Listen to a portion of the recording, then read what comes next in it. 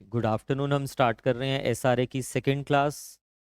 Last class में हमने introduction part start किया था। जस्ट इंट्रोडक्शन में हमने देखा कि एसआरए जो है वो एक इक्विटेबल आपको रिलीफ के बारे में बता रहा है। इक्विटी के ऊपर बेस्ड है। Equity, justice and good conscience, इसके ऊपर बेस्ड है ये पूरा लॉ। प्रोसीजरल लॉ है हमारे पास, एडजेक्टिव लॉ है, सिर्फ सिविल साइड पे है, क्रिमिनल साइड पे नहीं लगता। वो हमने सेक्शन 4 में भी पढ़ लिया था। हमने इसको पढ़ते हुए ये चीज़ समझी कि ये एक इक्विटेबल रिलीफ की बात कर रहा है, यानी कि जहाँ पे ऑर्डनरी रेमेडी, लॉ में आपको रेमेडी दिया होता है, जहाँ पे ऑर्डनरी रेमेडी सफिशिएंट नहीं होती है, यानी कि रेमेडी तो है बट इट इज इनएडिक्वेट, फिर भी जस्टिस नहीं हो पा रहा, तो उस पर्पस के लिए बनाया गया स्पेसिफिक रिलीफ एक्ट। यहाँ पे ये एक्ट आपको certain kinds of specific reliefs बता रहा है। All kinds of specific relief cover नहीं हो रहे हैं, यानी कि this act is not exhaustive. जो यहाँ पे हेडिंग्स दी हुई है 7 टाइप्स ऑफ स्पेसिफिक रिलीफ आपको यहाँ पे सिर्फ बताए हुए हैं। इसके अलावा ऐसा नहीं है कि हम स्पेसिफिक रिलीफ पार्टी को नहीं देते या इक्विटेबल रिलीफ पार्टी को नहीं देते, इसके अलावा भी दे सकते हैं, बट फिर वो अदर बेसिस पे, मतलब वो जनरल बेसिस पे देंगे, justice, equity and good conscience के प्रिंसिपल के बेसिस पे। हमने कल ये चीज समझी। फिर हमने देखा कैसे ये एक्ट हमारे पास आया इंट्रोडक्शन वाले पार्ट में। इंट्रोडक्शन में हमने पढ़ा कि पहले तो होता ही था, 1877 में फर्स्ट टाइम आया।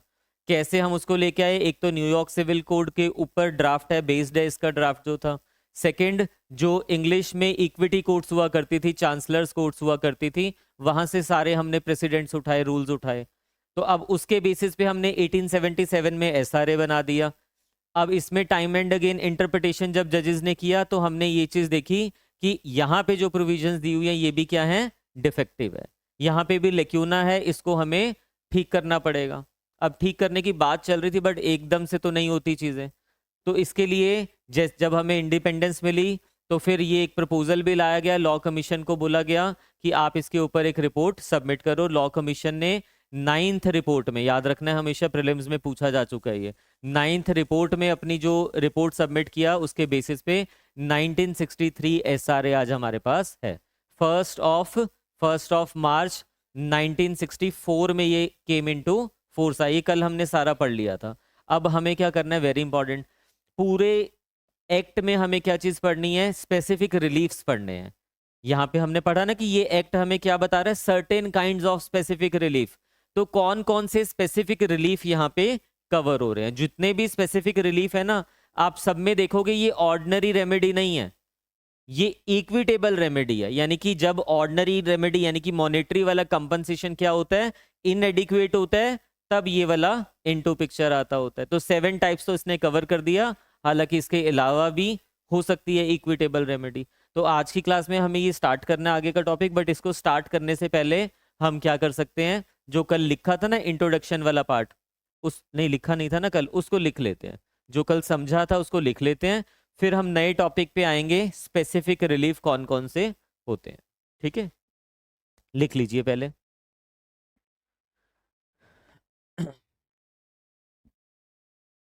हेडिंग कर लेना, स्पेसिफिक रिलीफ एक्ट पूरा लिख लेना आप चाहे। Specific relief act 1963। कुछ मैगजीन्स भी मैंने कल आपको करवाई थी पर भेजी नहीं ना, मैं भूल गया था, याद में नहीं रहा।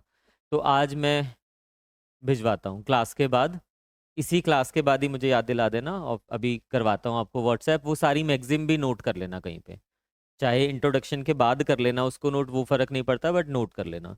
इसमें लिखिए, the remedy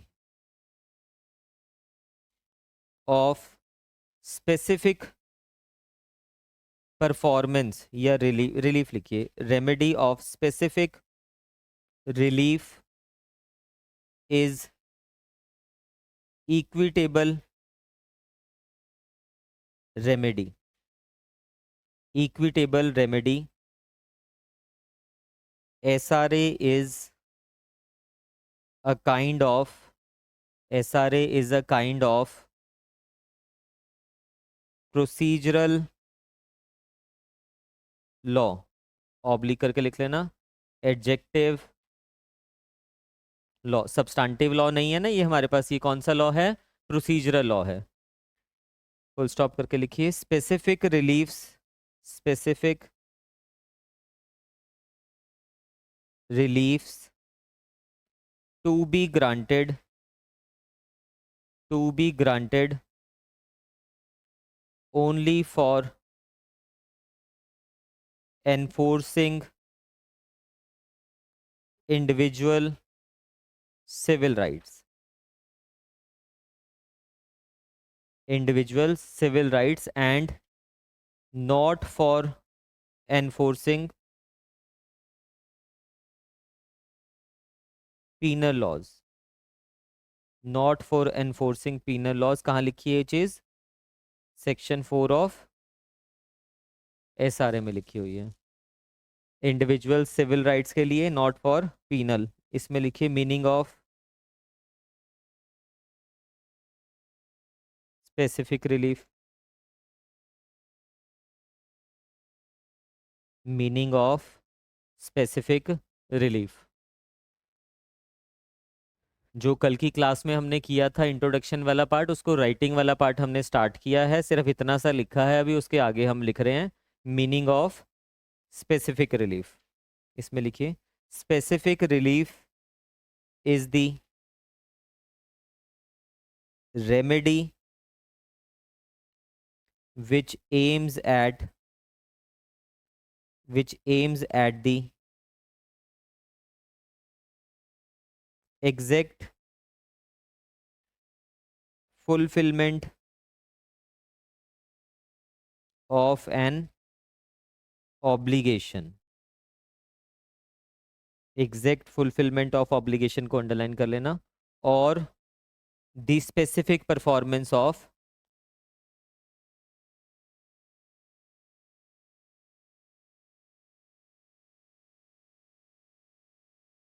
contract.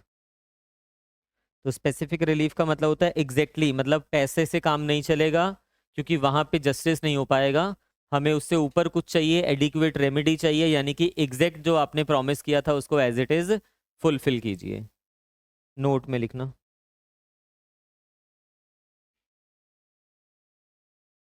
Specific relief is the remedy which aims at, नहीं सॉरी, ये तो लिखवा दिया ना आपको, सॉरी। इसमें लिखिए, it is different, it is different from the journal remedy, it is different from the general remedy which gives us pecuniary compensation only।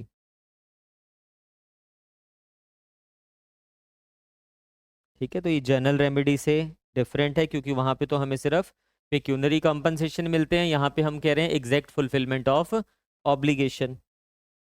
Next लिखिए इसी में, where the aggrieved, where the aggrieved party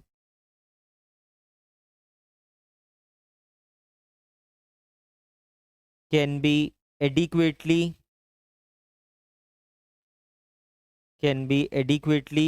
compensated in money, he will get only a decree for damages and not the equitable remedy, not the equitable remedy of specific performance। क्यों नहीं मिलेगा उसको ये चीज? क्योंकि देखो ना, पर्पस तो यही है कि जब आप ऑर्डिनरी रेमेडी से आपके साथ जस्टिस नहीं हो पा रहा, फेयरनेस नहीं हो पा रही, तभी तो इक्विटेबल रेमेडी देना पड़ेगा। बट जब वो चीजें आपको ऑर्डिनरी रेमेडी यानी कि मनी ही जो आपको दी जा रही है, कंपनसेशन जो आपको दिया जा रहा है, इट इज एडिक्वेट, अगर वो एडिक्वेट रेमेडी है तो फिर हमें स्पेसिफिक रेमेडी की तो जरूरत पड़ेगी नहीं उस सिचुएशन में। इसमें लिखिए फर्दर, बट वेयर, स्टार बना लेना, but where pecuniary compensation is not an where pecuniary compensation is not an adequate relief. Pecuniary compensation is not an adequate relief for the non-performance of contract. The specific performance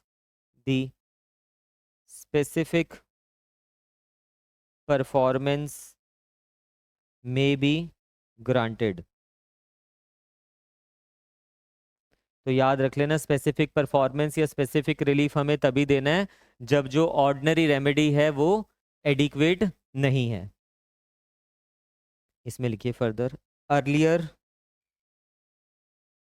specific relief was granted by the courts.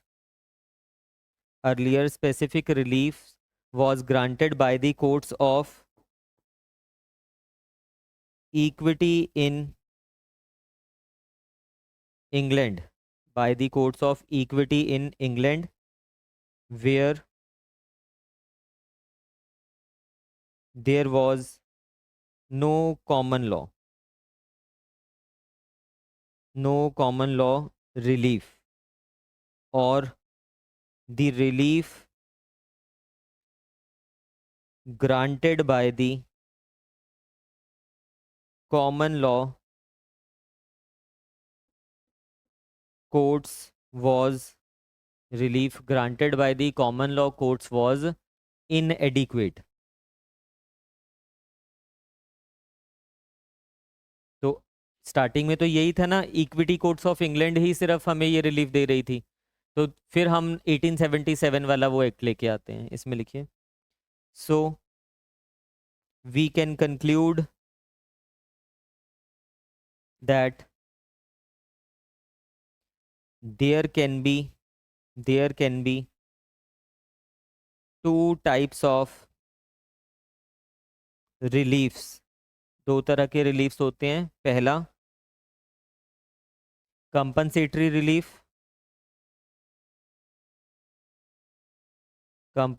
Relief, इसमें लिख देना ordinary relief, और दूसरा specific relief.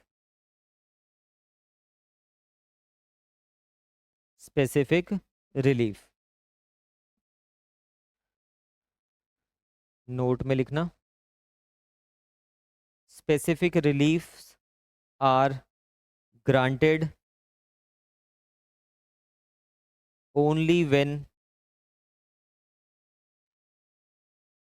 compensatory reliefs are inadequate.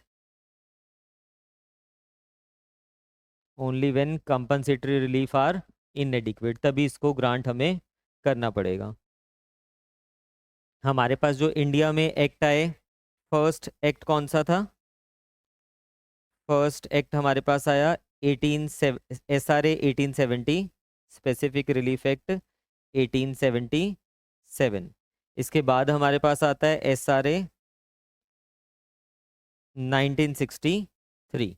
SRA 1963 में एक amendment होती है 2018 amendment act. ये मेजर अमेंडमेंट है, ठीक है, मेजर अमेंडमेंट। इस एक्ट में जो ये अमेंडमेंट हुई है, ये एक मेजर अमेंडमेंट है, इसने पूरा सिनेरियो ही चेंज कर दिया।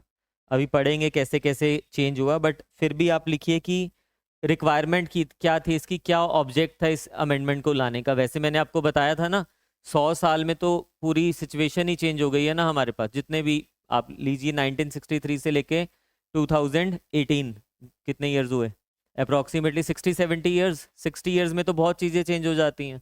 तो अब तो टेक्नोलॉजी का ज़माना है हमारे पास, मतलब ग्लोबलाइजेशन हो रहा है, फॉरेन डायरेक्ट इन्वेस्टमेंट्स हमें चाहिए होती है, इकोनॉमिकली हम डेवलप हो रहे हैं। इन चीज़ों को फुलफ़िल करने के लिए ये ज़रूरी था कि कॉन्ट्रैक्ट की एग्जैक्ट फुलफिलमेंट जो है वो डिस्क्रिशन पे ना छोड़ा जाए, उसको मैंडेटरी कर दिया जाए। ठीक है, तो वो वाली अमेंडमेंट यहाँ पे आई थी, इसलिए इसमें लिखिए specific relief amendment act 2018 heading कर लेना, specific relief amendment act 2018 came into force on 1st of August 2018। Date याद रख लेना, ना सिर्फ स्पेसिफिक रिलीफ एक्ट की डेट आपको याद रखनी है। जो 1963 वाला एक्ट है ये कब आया हमारे पास? 1 मार्च 1964 में इफेक्ट में ये हमारे पास आया। और ये अमेंडमेंट की डेट है, दोनों की याद रखनी पड़ेगी, कुछ भी पूछा जा सकता है। अमेंडमेंट अपने आप में इतनी इंपॉर्टेंट अमेंडमेंट है, इतनी बड़ी अमेंडमेंट है ये, कि इसकी भी डेट आपको याद रखनी पड़ेगी। ठीक है, फिर आगे लिखिए। प्रीलिम्स के लिए सिर्फ, मतलब डेट प्रीलिम्स के लिए, क्वेश्चन का आंसर जो लिख रहे हैं ये मेंस के लिए है। ऑब्जेक्ट ऑफ अमेंडमेंट एक्ट 2018, ये जो 2018 में अमेंडमेंट किया एसआरए में, उसका मेन ऑब्जेक्ट क्या था वो लिख रहे हैं हम। The old act of 1963 was found not adequate as after 1963 there is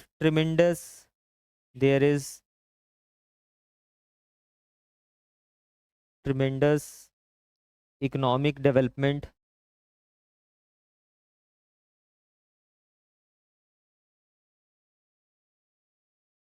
and commercial activities. 90s का जो ईयर था ना हमारे पास, 1990s, वहां से बहुत ज़्यादा इकोनॉमिक डेवलपमेंट हुई है, उसके बाद से ही कॉमर्शियल एक्टिविटीज़ बहुत ज़्यादा हुई हैं। ठीक है, ग्लोबलाइज हो चुकी हैं चीज़ें। Commercial activities, that is foreign direct investment, foreign direct investment, brackets में लिखना FDIs and public private partnership,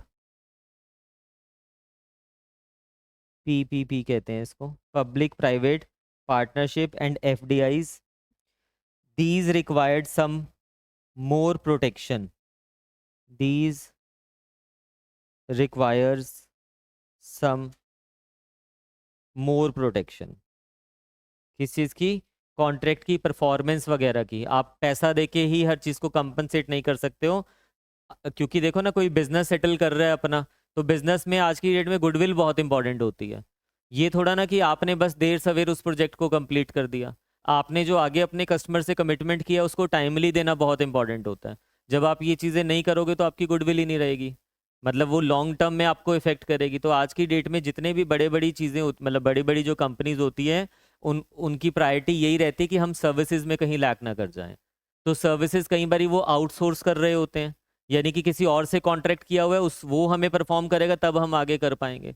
तो सामने वाले ने जब नहीं परफॉर्म किया तो पहले क्या होता था, वो उसको कंपनसेशन दे देगा, तो उसके लिए वो गुडविल से ज़्यादा कंपनसेशन थोड़ा ना, तो वो कह रहा है कॉन्ट्रैक्ट ही चाहिए मुझे, एज इट इज़ परफॉर्म करवाइए उस चीज़ को। तो ये नीड ऑफ द आर थी कि इन चीज़ों को लाना पड़ा। और ये इसी के चलते आया है, जो ये मोदी गवर्नमेंट ने कहा ना हमें कि क्या कहते हैं उसको, मेक इन इंडिया का प्रोजेक्ट हो गया, और ये चीज़ें कि हमें यहीं सब डेवलपमेंट करनी है। हम कैसे करोगे वो चीज़ें? आपको एक इंफ्रास्ट्रक्चर तो देना पड़ेगा ना, लॉ तो उतने स्ट्रिक्ट बनाने पड़ेंगे, तो उसके चलते हुए ये अमेंडमेंट हुई है। ठीक है, इसमें लिखिए the primary intent the primary intent of introducing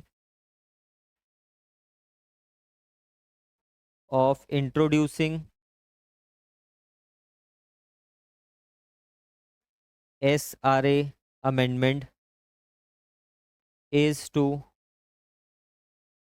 first लिखना, introduce greater certainty in enforcement of contracts. अब सबको हो गया कि अरे कॉन्ट्रैक्ट किया तो एनफोर्स करना ही पड़ेगा। पहले तो होता था कि नहीं किया तो कोई बात नहीं, कंपनसेशन दे देंगे, ठीक है। Greater certainty in enforcement of contract, second लिखिए। एनेबलिंग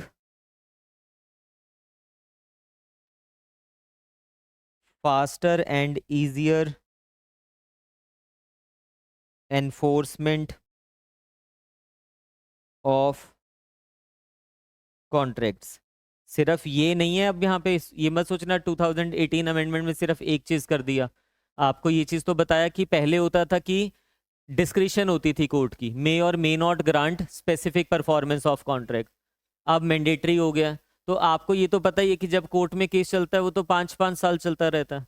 तो अगर अभी भी हम यही चीज करेंगे कि चलो ठीक है स्पेसिफिक परफॉर्मेंस होनी है, तो उसका केस अगर 5 साल चलेगा तो फिर तो वही सिचुएशन आ जाएगी आगे चल के। तो उसको भी एक्सपीडिशियस करने के लिए भी प्रोविजन इसमें ऐड की गई। तो ये लिखा है हमने, enabling faster and easier enforcement of contracts. Third लिखिए, resolution of contractual disputes.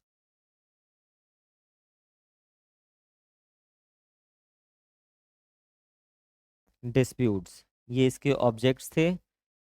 The amendment act was introduced pursuant to the recommendation of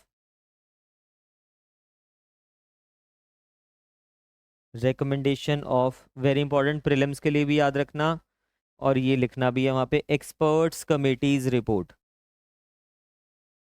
experts committees report.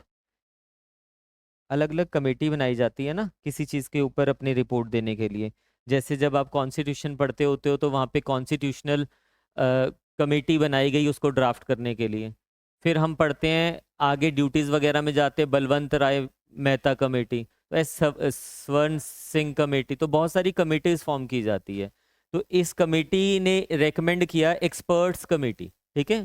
पूछा जा सकता है कि किसकी रिकमेंडेशन पे ये चीज़ आई है। तो एक्सपर्ट्स कमेटी की रिपोर्ट के ऊपर बेस्ड है पूरा हमारा 2018 की अमेंडमेंट। इसमें लिखिए, report on SRA 1963 which was constituted to suggest measures to ensure that the law relating to specific relief is made more business friendly and enhance the ease of doing business. Accordingly,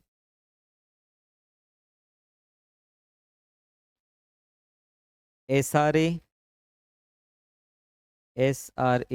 Amendment Act 2018 was passed and following changes were made in SRA 1963। ये changes किए गए 1963 के। उसमें क्या changes किए गए, ऐसे अलग से नहीं लिखवा रहा हूँ आपको, जब पूरा पढ़ोगे ना तब आपको अपने आप ही क्लियर हो जाएगा। कहने का मतलब है जब एग्जाम में आपसे पूछ लिया उसने ऑब्जेक्ट बताइए, और ये आ भी रखा है पेपर में कि 2018 की जो अमेंडमेंट है उसका ऑब्जेक्ट बताइए, तो इतना तो आप लिखोगे जो लिखवाया, उसके बाद लास्ट में लिखोगे भी कि ये देखो ये चेंजेस हुए हैं। अब मेजर अमेंडमेंट आपको बताया, यहाँ पे लिखवा भी दूंगा, समझ तो कुछ आना नहीं है। तो जैसे जैसे हम चेंजेस कर रहे हैं तो आपको वो क्लियर हो जाएगा ये चेंजेस हुए हैं। बेयर एक्ट पे ही मार्क करते रहना कि हाँ ये चेंजेस हुए हैं, और वो फिर कल को हम इसमें लिख भी सकते हैं। वैसे तो बता दिया ना आपको, एक आधा तो बता ही दिया मैंने कि पहले मे होता था, मे और मे नॉट जो कोट होता था उसकी डिस्क्रिप्शन होती थी स्पेसिफिक परफॉर्मेंस ऑर्डर करने की, बट अब क्या हो जाएगा, मैंडेटरी। ये भी एक चेंज है। इसके अलावा और भी चेंजेस हैं, वो अगर मैं समझाने लगूंगा तो फिर वो तो दो चार क्लासेस लग जाएंगी। तो वो जैसे जैसे हम टॉपिक कर रहे हैं उसमें कवर होता रहेगा, ठीक है। इसके आगे लिखिए सेक्शन 3। सेक्शन 3। सेक्शन 2 में कुछ नहीं लिखवा रहा हूँ आपको, क्योंकि ऑब्लिगेशन वैसे आपको समझ आ गया था क्या होता है। सेटलमेंट जो दिया हुआ था डेफिनेशन, वो हमने वहीं लिख लिया था जो लिखना था, और उसके अलावा कुछ था भी नहीं उसमें। ऑर्डर 1 में भी, सॉरी, सेक्शन 1 में भी कुछ लिखवाने वाला नहीं है, वो तो डेट ऑफ कमेंसमेंट वगैरह ही बता रहा है, short title extent and commencement. Definition भी कुछ ऐसी नहीं है कि डिटेल में लिखवाने वाली है, बेयर पे ही लिख दिया जितना लिखना है। सेक्शन 3 लिख रहे हैं, और 4 मैंने ऊपर वैसे आपको मार्क करवा दिया उसमें, है ना। इसमें लिखिए saving clause. Saving clause. Section 3 provides two situations to which this act will not affect। दो सिचुएशंस बताइए जिसपे ये एक्ट जो है वो अफेक्ट नहीं करेगा। फर्स्ट लिखिए, if plaintiff has claimed a relief of specific performance, if plaintiff has claimed relief of specific performance, he is saved under section 3, brackets में लिखना, he is not barred, he is not barred from claiming other relief, claiming other relief which he may have under any contract। यानी कि contract में अगर बाकी के relief बनते थे तो वो सारे रिलीफ ले सकता है। ये जो है इन एडिशन टू दिस, यानी कि स्पेसिफिक परफॉर्मेंस के अलावा भी बाकी के रिलीफ क्लेम किए जा सकते हैं। एग्जाम्पल लिखना हो तो लिख देना, for example damages etcetera. Second लिखिए, SRA will not affect the provisions of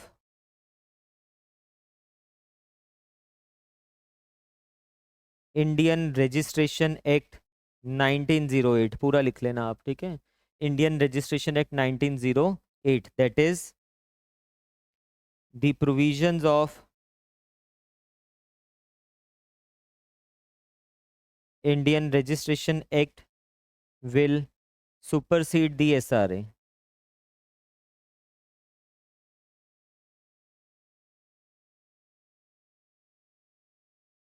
will prevail over the SRA या सुपरसीड दी SRA। नोट में लिखना, both the above exceptions, both the above exceptions savings will not be applicable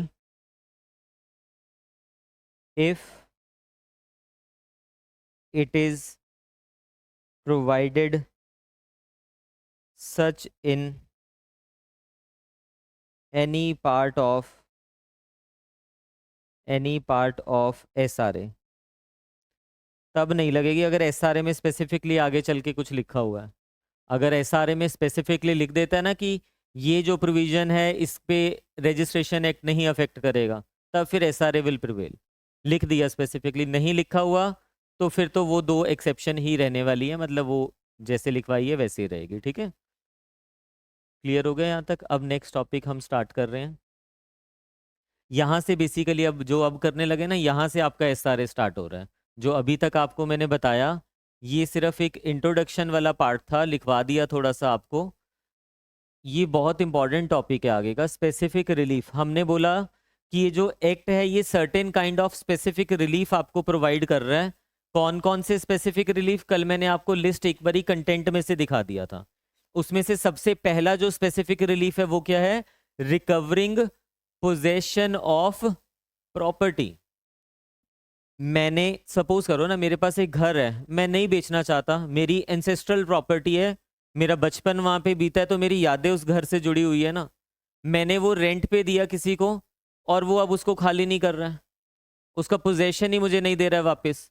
पिछले 20 साल हो गए वहीं पे बैठा हुआ है। तो यहाँ पे अगर मुझे कोई और रिलीफ दिया जाएगा कि आप पैसे ले लो या उसको सेल कर दो वो घर, वो मेरे लिए कोई पर्पस थोड़ा ना सॉल्व कर रहा है। फेयरनेस कब होगी यहाँ पे? जब मेरे को जो घर है वो वापस दिलवा दिया जाएगा। तो यहाँ पे वो कह रहा है इक्विटी को इनटू पिक्चर आना पड़ेगा, इसके अलावा कोई रेमेडी एडिक्वेट नहीं है। जब घर आपका है, आपको उसका पोजेशन चाहिए, तो पोजेशन ही इमूवेबल प्रॉपर्टीज जितनी भी होती है ना, उसमें जो पोजेशन होता है उससे उससे ऊपर कोई रेमेडी हो नहीं सकती है। उसको इक्विटेबल कहा जाता है। हमारा जो घर होता है उससे हमारे बहुत अटैचमेंट होती है। जहाँ पे खास करके अगर हमारा बचपन बीता है, तो हम इसमें तो खैर ऐसे नहीं डिस्ट्रीब्यूट करेंगे। हम कह रहे हैं कि सारी प्रॉपर्टीज एक जैसी है, किसी भी तरह की इमूवेबल प्रॉपर्टी है। यहाँ पे क्या कह रहा है देखो, रिकवरिंग पोजेशन ऑफ प्रॉपर्टी। पहला जो पार्ट है उसी से डील कर रहा है कि अगर मुझे उस प्रॉपर्टी का पोजेशन रिकवर करना है तो ये क्या है? ये एक स्पेसिफिक रिलीफ है। क्लियर हो गया आपको कि क्या पढ़ने जा रहे हैं? पोजेशन ले रहा हूं अब मैं वहां से वापस, ध्यान से सुनना। पोजेशन जो है मैं दो तरह से ले सकता हूं। ये जो दो सेक्शन है पहले, ये दोनों इमूवेबल प्रॉपर्टी की बात कर रहे हैं। इमूवेबल और इंपॉर्टेंट भी बहुत ज्यादा है। जो पहले दो सेक्शन है वो इमूवेबल प्रॉपर्टी की बात कर रहे हैं, इसके बाद वाले सेक्शन मूवेबल प्रॉपर्टी की बात कर रहे हैं। प्रॉपर्टी में तो दोनों चीजें आ जाती है ना, मूवेबल इमूवेबल, बट अभी हम इमूवेबल की बात कर रहे हैं।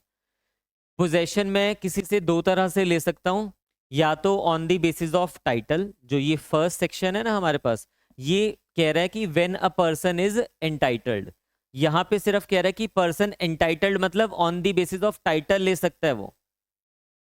पहले हम पढ़ लेते हैं फिर दूसरे के ऊपर जाते हैं। देखो क्या कह रहे हैं, recovery of specific immovable property. मैं एक स्पेसिफिक इमूवेबल प्रॉपर्टी को रिकवर करना चाह रहा हूं, किस बेसिस पे? टाइटल के बेसिस पे। टाइटल मतलब ध्यान से देखिए, when a person entitled to the possession of specific immovable property. जो पर्सन क्या है? एंटाइटल्ड है उस प्रॉपर्टी के पोजेशन के लिए, may recover it in the manner provided by the code of civil procedure.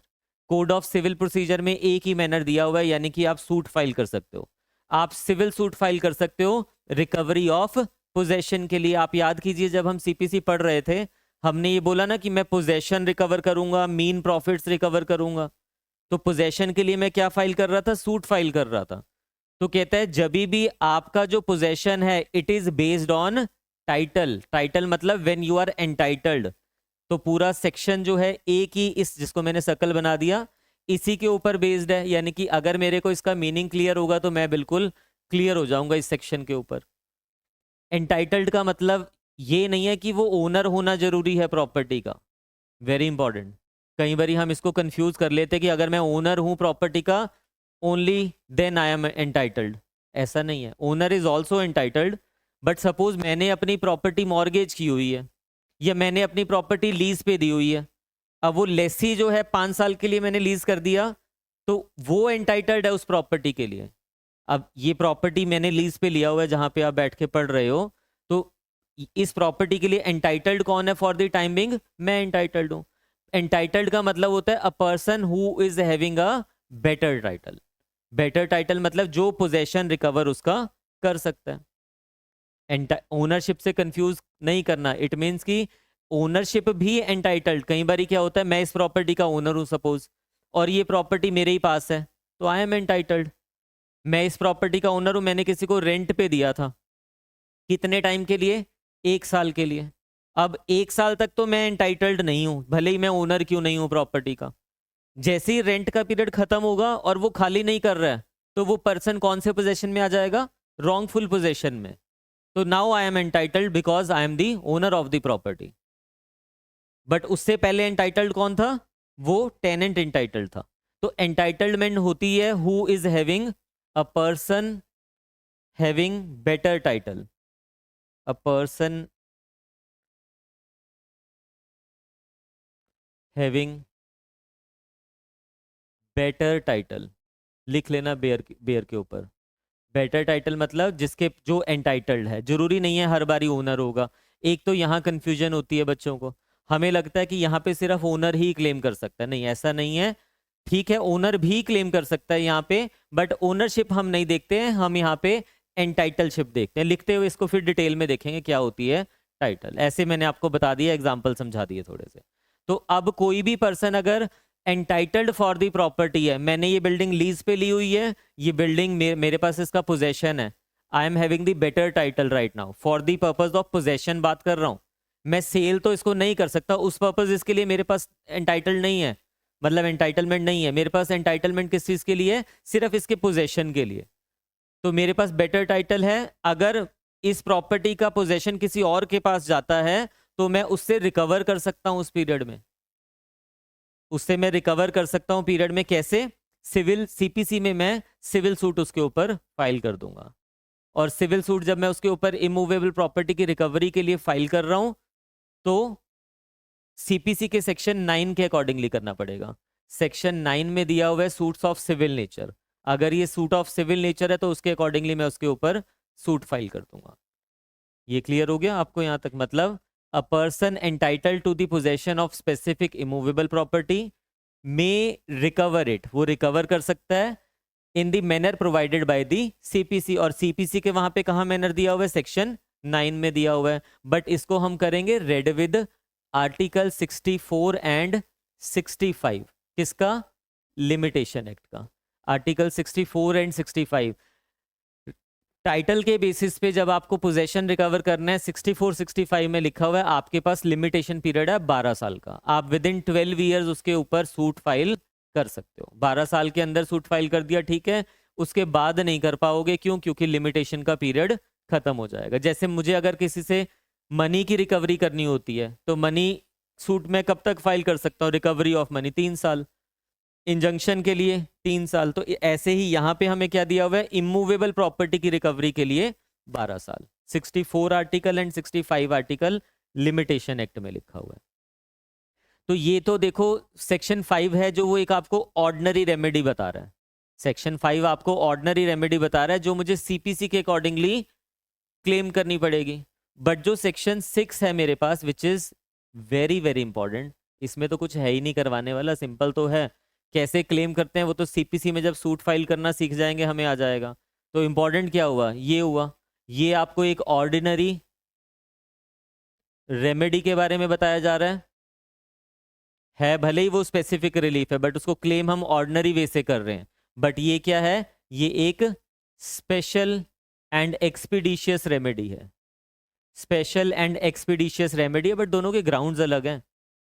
दोनों के ग्राउंड्स अलग है, अलग भी हो सकते हैं, सेम भी हो सकते हैं। कैसे? मैं आपको बताता हूं। सपोज करो मेरे पास ये बिल्डिंग है, मैं इसका मतलब टेनेंट, मतलब मैं इसकी लीज में हूँ, लेसी हूँ मैं यहाँ पे। ओनर ने मुझे ये बिल्डिंग दिया हुआ है। अब वो मुझे क्या करता है? जबरदस्ती यहाँ से निकाल देता है। मेरे पास 5 साल की लीज है, 5 साल से पहले तो वो नहीं करवा पाएगा ना। अगर उसको खाली करवाना है ना तो फिर वो लॉ मतलब कोर्ट में जाए और उसके थ्रू खाली करवाएगा, अदरवाइज खाली नहीं करवा सकते हो। आपने भी अगर किसी को लेट आउट किया हुआ है अपनी प्रॉपर्टी तो ऐसे खाली नहीं करवा पाओगे आप। उसके लिए रेंट एक्ट में हम पढ़ते होते हैं ना, इविक्शन के लिए पिटिशन डालनी पड़ती है हमें। तो अब यहाँ पे सपोज करो उसने फोर्सफुली 4 लोगों को लेके आता है और सच में मुझे यहाँ से बाहर कर दिया फोर्सफुली। ठीक है, जो क्रिमिनल में लाइबिलिटी बन रही है उसके अगेंस्ट क्रिमिनल लॉ में बनेगी, मैं एफआईआर करवाऊंगा या बाकी की चीजें। हम तो सिविल की बात कर रहे हैं ना अभी। क्या मैं ये पोजेशन वापस ले पाऊंगा उससे? हाँ, मैं बिल्कुल ये पोजेशन वापस ले सकता हूँ। क्यों? क्योंकि आई am entitled for this property. Entitlement किसकी है? मेरी। आई am having the better title for possession. तो मैं उसके ऊपर अगर सूट फाइल करना चाहूंगा ऑर्डिनरी रेमेडी से, तो मैं यहाँ पे फाइल कर सकता हूँ। सेक्शन 5 में 12 साल का मेरे पास लिमिटेशन पीरियड है, तो उस पीरियड में मैं उससे पोजेशन को रिकवर कर सकता हूँ। बट ये तो रेमेडी जो है ना, ये स्लो रेमेडी है। सीपीसी में जब सूट फाइल करोगे धीरे धीरे धीरे चलेगा।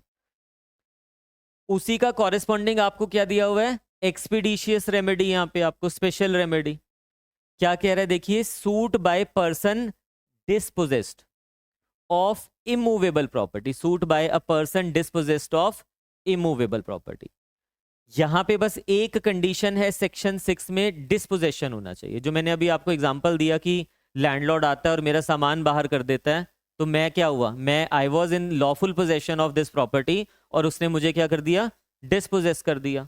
तो मैं चाहूं तो ये स्पेशल रेमेडी भी ले सकता हूं यहाँ पे, और मैं चाहूं तो ये ऑर्डिनरी रेमेडी भी ले सकता हूं, दोनों ही मेरे पास ओपन है। बट मतलब जहां पे ये रेमेडी मैं क्लेम कर रहा हूं वहां पे ये वाली रेमेडी तो मैं ले ही सकता हूं, बट ये जरूरी नहीं है कि जहां पे ये रेमेडी बन रही है वहां पे ये वाली भी सेक्शन 6 हमेशा बनेगा ही बनेगा। सेक्शन 6 सिर्फ उस सिचुएशन में बनेगा जहां पे डिस्पोजेशन होगा। अब सपोज कीजिए ना, ओनर ने मुझे घर दिया था जो रेंट पे, मैं यहाँ पे टेनेंट हूं, और 5 साल के लिए दिया था, सपोज लीज पे दिया, और 5 साल खत्म हो गए हैं, लीज टर्मिनेट हो चुकी है। अब मुझे क्या करना पड़ेगा, अब तो देना पड़ेगा ना उसको वापस।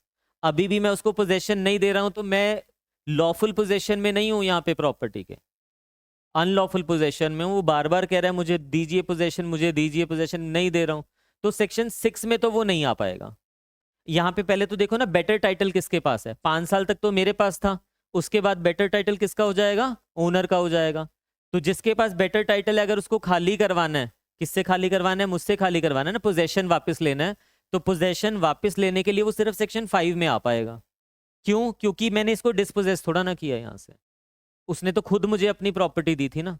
तो सेक्शन 6 में ये बताना चाह रहा हूँ सिर्फ डिस्पोजेशन के केस में आएगा, सेक्शन 6 सिर्फ डिस्पोजेशन के केस में आएगा। पर्पस क्या है सेक्शन 6 का, बेसिकली आपका टाइटल जितना मर्जी बढ़िया क्यों ना हो, आप प्रॉपर्टी के लिए जितने मर्जी एंटाइटल्ड क्यों ना हो, बट आप लॉ को अपने हाथों में नहीं ले सकते। यू आर नॉट सपोज्ड, आपके पास जो रेमेडी है वो कोर्ट में जाइए, लीगल तरीके से चलिए, आप फोर्स यूज नहीं कर सकते। जैसे 5 साल के बाद पहला ऑप्शन इसके पास क्या था, पोजेशन रिकवर करने का, सेक्शन 5 में चले जाता। बट जैसे ही इसने क्या किया, 5 साल के बाद देखा मैं खाली नहीं कर रहा हूं, कोर्ट में जाने की बजाय मेरे प्रेमाइसिस पे आता है और मेरा सामान इसने सारा बाहर कर दिया। Now I am dispossessed out of this property. अब यहां पे मैं ये नहीं कहूंगा कि मैं अनलॉफुल पोजेशन में था, वो कॉन्टिन्यूटी रहती है, टेनेंट ही हूं अभी भी मैं उसका। यहाँ पे इस पर्पजेस के लिए मैं टेनेंट ही हूं उसका, वो पढ़ेंगे आगे क्यों कह रहे हैं हम इस चीज को ऐसे। तो अब उसने मेरे को डिस्पोजेशन, यहां से जब मेरे को डिस्पोजेस कर दिया, तो मैं यहाँ पे सेक्शन 6 में आ सकता हूँ कि मुझे क्या कर दिया गया यहाँ से, डिस्पोजेस। तो सिंपल सी बात है कि ऑर्डिनरी रेमेडी, तो ये वाली जो ऑर्डिनरी रेमेडी है मैं हर सिचुएशन में क्लेम कर लूंगा, बट जो स्पेशल रेमेडी है सिर्फ वो पर्सन कर सकता है क्लेम जो डिस्पोजेस किया गया हो उस प्रॉपर्टी से। अब जिस पर्सन को डिस्पोजेस किया गया प्रॉपर्टी से, उसके पास पोजेशन भी तो होना चाहिए प्रॉपर्टी का, या उसके अलावा कौन कौन सूट फाइल कर सकता है वो डिटेल में पढ़ रहे हैं हम यहाँ पे।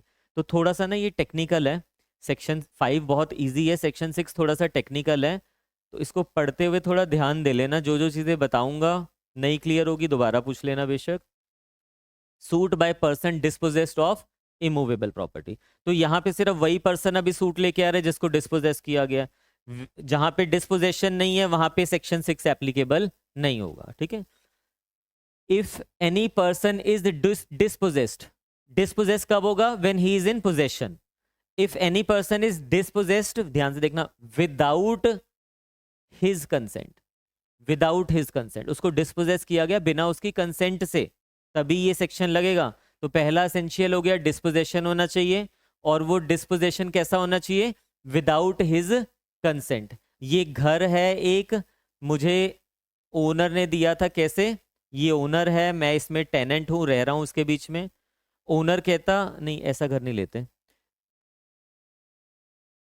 ये घर है एक, नीचे ओनर रहता है और ऊपर मुझे इसने टेनेंसी पे दे रखा है। अब ऊपर कितने रूम्स हैं, मान के चलते हैं ये first second third four, 4 rooms हैं, अकेला रह रहा हूं मैं उसमें, मैंने पूरा फ्लोर ले रखा है वो। अब ओनर आता है मेरे पास और वो कहता है दो सिचुएशन। पहली सिचुएशन वो कहता है घर खाली कर दो, मैं कहता हूँ अभी तो मैं नहीं कर सकता, देखूंगा जब करना है। टेनेंसी का पीरियड खत्म हो चुका है भले ही। तो अब इसने मेरा सामान उठा के, मैं था नहीं, मेरा सामान उठा के बाहर कर दिया। Now I am dispossessed, dispossessed without my consent. ये तो क्लियर हो गया। दूसरी से यानी कि सेक्शन 6 एप्लीकेबल होगा। दूसरी सिचुएशन, ये आता है मेरे पास और मुझे कहता है कि मेरी बेटी की शादी है या बेटे की शादी है और गेस्ट आने हैं बहुत ज़्यादा घर पे, तो प्लीज़ इतना कर लो, आप इस वाले पोर्शन में रह लो, पार्टीशन हो रखा है बीच में से, और ये जो 2 रूम है ये मेरे को पोजेशन दे दो। 1 वीक की बात है, उसके बाद ये 2 रूम मैं आपको वापस कर दूंगा। ठीक है। और मैंने इसको ये 2 जो रूम थे यहाँ से एंट्री थी इसकी, ये अलग रूम है, इनकी यहाँ से एंट्री है, मैंने ये इसको हैंड ओवर कर दिए, वो सेपरेट रूम है। यानी कि इस रूम्स का मैंने उसको क्या किया, पोजेशन दे दिया, इस वाले पार्ट का ये अभी भी मेरे पास है। तो अब ये जो पोजेशन मैंने इसको दिया है, क्या ये मेरी कंसेंट के बिना है? मैंने तो कंसेंट से दिया ना उसको पोजेशन। तो कल को मैं ये नहीं कह सकता जब इसका वापस, सपोज करो हफ्ते के बाद जब सारे गेस्ट वापस चले गए, अब इसकी नीयत बदल गई और वो मुझे दे ही नहीं रहा मेरी प्रॉपर्टी वापस, तो मैं सेक्शन 6 में नहीं आ सकता। मैं अदरवाइज अगर लेना चाहूँ उसका पोजेशन वगैरह 5 में या किसी और तरीके से, वो मैं कर सकता हूँ। बट मैं सेक्शन 6 में जो मेरे पास स्पेशल रेमेडी दिया हुआ है उसको अवेल नहीं कर पाऊंगा। क्यों? क्योंकि यहाँ पे मैं जो डिस्पोजेस हुआ हूँ वो मेरी कंसेंट के साथ हुआ, मैंने खुद बोला कि ठीक है मैं हो जाता हूँ वहां से। तो डिस्पोजेशन होना चाहिए, विदाउट कंसेंट होनी चाहिए। 2 चीजें क्लियर हो गया। आगे देखिए कहाँ से होना चाहिए, ये देखिए dispossessed first, second, without consent of immovable property, यानी कि इमूवेबल प्रॉपर्टी ही यहां पे होगी, मूवेबल की बात नहीं हो रही है। ठीक है। Otherwise then, now this is again very important, देखिए ये ध्यान से देखना, ये समझ नहीं आता बच्चों को ना क्या लिखा हुआ है। Otherwise than in due course of law, यानी कि यहाँ पे जो मेरा डिस्पोजेशन हुआ है ना, वो otherwise than in due course of law होना चाहिए। मैं सपोज ये ओनर कोर्ट में चले गया मेरे अगेंस्ट कि ये खाली नहीं कर रहा है, कोर्ट ने कहा, ऑर्डर पास कर दिया कि इविक्ट कीजिए प्रेमाइसेस को, अभी भी मैं खाली नहीं कर रहा, तो कोर्ट ने क्या किया, कोर्ट ने ऑर्डर पास कर दिए कि इसकी एग्जीक्यूशन करवाई जाए। तो ओनर पुलिस को लेके जाता है, पुलिस वाले वहां से जबरदस्ती मेरा सामान बाहर कर रहे हैं, अभी भी मैं क्या हूं, अभी भी मैं डिस्पोजेस्ड उस प्रॉपर्टी से। बट यहाँ पे जो डिस्पोजेशन मेरी कंसेंट के बिना भी हो रहा है, इमूवेबल प्रॉपर्टी भी है, but it is disposition with due process of law, वहां पे ड्यू प्रोसेस ऑफ लॉ के अकॉर्डिंगली हो रहा है।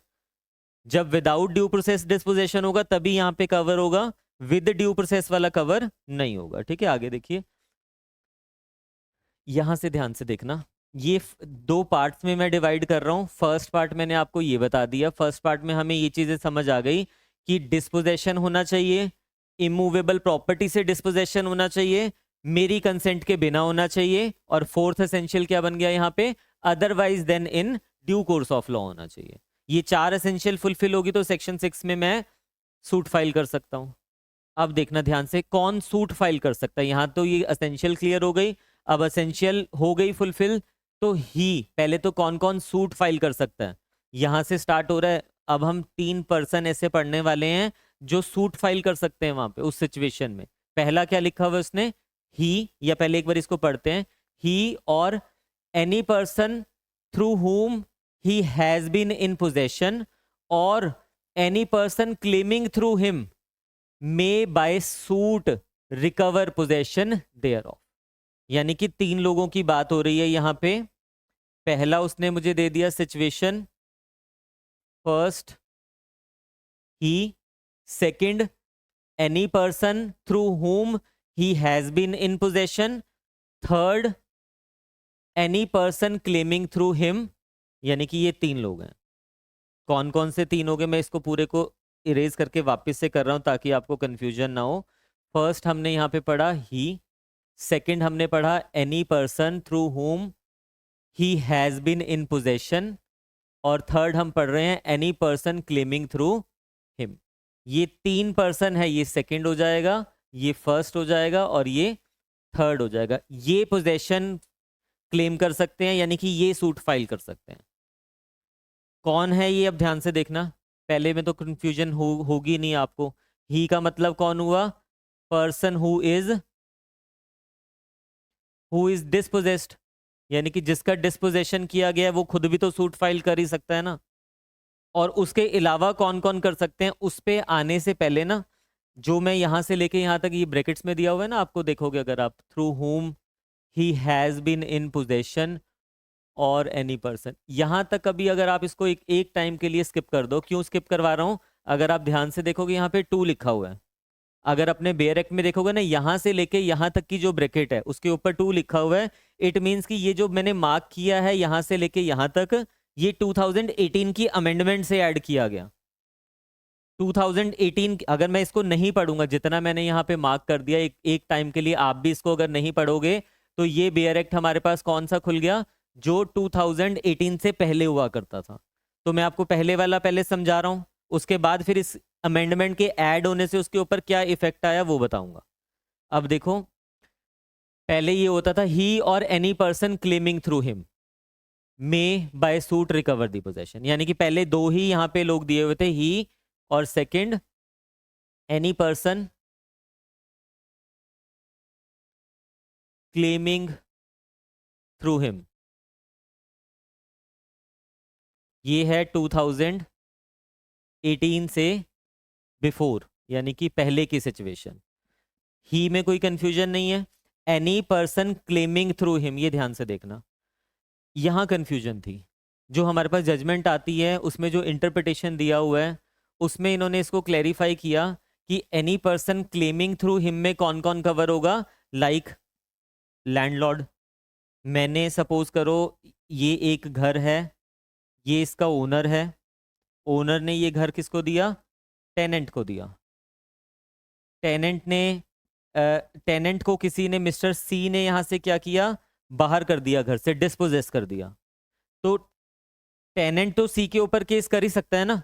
टेनेंट कौन हुआ? He is the person who is dispossessed, तो ये तो फर्स्ट में कवर हो गया। इसका डिस्पोजेशन नहीं हुआ है, बट कोर्ट्स हमें बताती हैं कि ही इज द पर्सन, यानी कि ये एनी पर्सन में कवर हो रहा है, क्लेमिंग थ्रू हिम, जो इसके थ्रू अपना टाइटल क्लेम कर रहा है वहां पे। तो लैंडलॉर्ड भी सी के ऊपर अगर ये सूट फाइल कर देता है तब कोई प्रॉब्लम नहीं है। बट सोचो टेनेंट कहता है मैं तो टेनेंट हूं, हो गया डिस्पोजेस, कोई बात नहीं, रहने दो सी को, मैं जा रहा अपनी जगह। तो अब यानी कि इसके पास कभी पोजेशन ही नहीं आएगा उसका। तो कोर्ट्स बताती हैं कि टेनेंट तो कर ही सकता है, बट अगर टेनेंट सूट फाइल नहीं करता तो ये भी इसके ऊपर केस फाइल कर सकता है, सूट फाइल कर सकता है पोजेशन की रिकवरी के लिए, भले ही ओनर की डिस्पोजेशन नहीं हुई थी। But owner is the person लिखा हुआ है वहां पे, any person claiming through him. ये चीज क्लियर होगी आपको? अब ये पहले की सिचुएशन थी। अब कुछ पर्सन क्या होते थे ना, कंफ्यूजन कहां से स्टार्ट हुई मैं आपको वो बता रहा हूं। लाइक इस ओनर ने क्या किया, या इस जो भी पर्सन है इसने ना ये प्रॉपर्टी किसी और को ट्रांसफर कर दिया। सपोज सेल भी हो सकती है, प्रॉपर्टी राइट्स ट्रांसफर किए हैं, पोजेशन अभी नहीं दिया। या ये प्रॉपर्टी इसने किसी को सेल कर दिया, ये प्रॉपर्टी किसी को गिफ्ट कर दिया, या अदरवाइज ये प्रॉपर्टी इसने क्या किया, मिस्टर एक्स को दे दिया, और उसमें कंडीशन डाल दिया कि जब तक ये टेनेंट है इस टेनेंसी में तब तक आपको उसका पोजेशन नहीं मिलेगा, जैसे ही टेनेंसी ओवर होगी देन आपको पोजेशन मिल जाएगा। अब प्रॉब्लम ये आती थी कि अगर जब तक टेनेंट टेनेंसी में है, अगर इसका डिस्पोजेशन यहां पे सी ने कर दिया तो ये खुद सूट फाइल कर पा रहा था, ओनर सूट फाइल कर सकता था। क्यों? क्योंकि ही is the person who is claiming through him. But ये जो पर्सन थे ये सूट फाइल नहीं कर सकते थे क्योंकि लिखा नहीं था यहां पे कहीं पे भी। तो कोर्ट इनको कहता था कि you are not entitle to file suit. देखो इसने सूट फाइल किया, ठीक है, इसको जरूरत ही नहीं पड़ेगी। इसने सूट फाइल कर दिया, ठीक है, इसको जरूरत ही नहीं पड़ेगी। बट सोचो इन दोनों ने ही सूट नहीं फाइल किया। टेनेंट कहता है मुझे क्या, मेरी प्रॉपर्टी थोड़ा ना थी। ये भी कहता है मुझे क्या, मैंने तो आगे दे दिया, वो जाने। तो ये भी सूट नहीं फाइल करता तो ये बेचारा पिस जाएगा वहां पे। यानी कि ये ठीक है, इसके पास रेमेडी रहेगी पर वो जनरल वाली रहेगी ना, ऑर्डिनरी वाली, यहां नहीं आ पाएगा। एक्सपीडिशियस रेमेडी वो अवेल नहीं कर पा रहा था। तो ये लेजिस्लेचर के सामने जो जजमेंट से आ रहे हैं ना पॉइंट्स रेज करके, तो लेजिस्लेचर के सामने आता है, उन्होंने 2018 की जो अमेंडमेंट है इस कमी को दूर करने की कोशिश किया। और साथ में यहाँ पे क्या हुआ ध्यान से देखना, जो ये any person claiming through him है ना, इसकी डेफिनेशन ही चेंज हो गई अब आने से, मतलब जो अब इन्होंने क्लैरिटी दिया, क्योंकि जो बाकी के एक्ट हैं, बाकी के एक्ट में any person claiming through, TPA जब हम पढ़ते हैं वहां पे भी ये टर्म यूज किया हुआ है, बीच बीच में सेक्शन जब हमारे पास आते हैं वहां पे भी ये लिखा हुआ है any person claiming through him, but वहां पे जो जजमेंट्स है उसमें इसका कोई और मीनिंग है, उसमें इन सब पर्सन को कवर कर रहा है वो, इसमें क्या कह रहा है, इसमें इस वाले पर्सन को कवर कर रहा है वो। तो इसको क्लियरिटी करने के लिए लेजिस्लेचर ने ये अमेंडमेंट में नई वर्डिंग यहाँ पे लाए। अब ध्यान से देखना नई वर्डिंग क्या है, ये थोड़ा कंफ्यूजिंग है बट एक बार अगर देख लोगे तो समझ आ जाएगा, आगे कंफ्यूजन नहीं होगी। अब यहाँ पे तीसरा पर्सन इन्होंने ऐड कर दिया, कौन सा, थ्रू हुम एनी पर्सन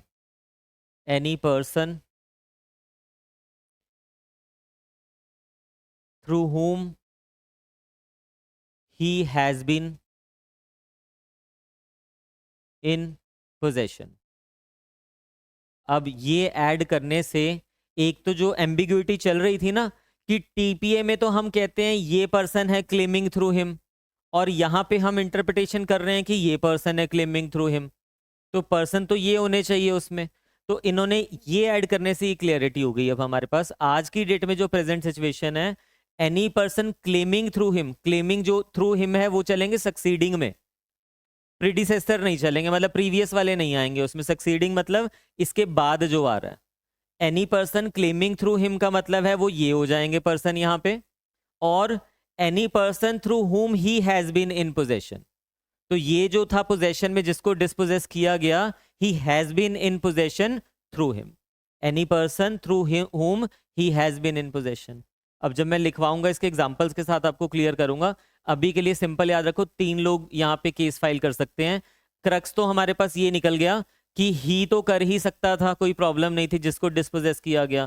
पहले ये भी कर सकता था ओनर, ये नहीं कर सकते थे एजेंट, मतलब जो सब टेनेंट हो गए ये लोग नहीं कर सकते थे पहले, बट अब ये लोग भी फाइल कर पाएंगे केस, यानी कि अब ये तीनों इसमें कवर हो रहे हैं।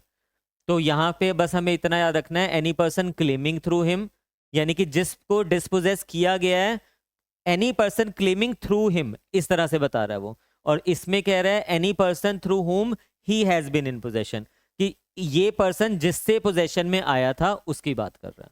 अब इसको बेटर एग्जांपल से समझेंगे, अभी मतलब जब लिखवाऊंगा तब समझाता हूँ। अभी के लिए तो सिर्फ इतना सा लिखने की भी जरूरत नहीं है, आप सिंपल समझिए कि 3 लोगों को यहाँ पे इसने कवर किया है। पहला है ही, कोई प्रॉब्लम नहीं है।